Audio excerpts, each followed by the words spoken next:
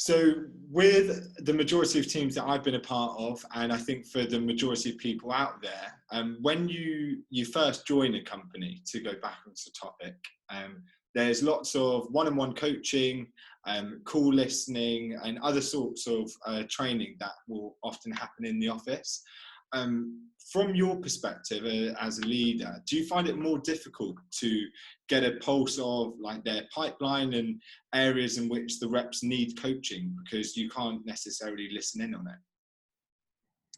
Yeah, I mean, I think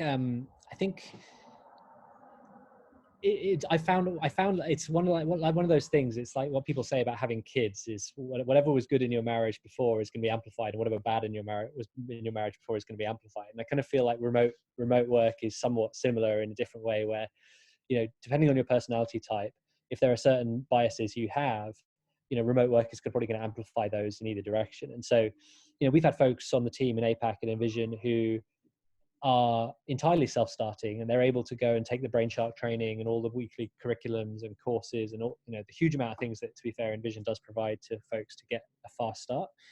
And they throw themselves into customer meetings, and they absorb things pretty quickly that way. And obviously with Slack and Zoom and stuff, we're never more than a click away from a colleague to spend some time with and ask some questions to.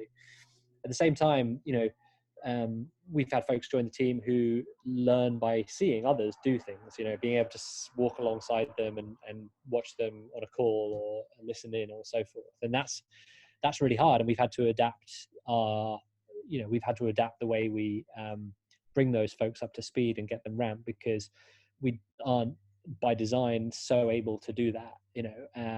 And, you know, one of the things that I've done recently with one person in particular on my team is just at 5:30 every day, having 15 to 30 minutes where we literally daily catch up while they're still on ramp, because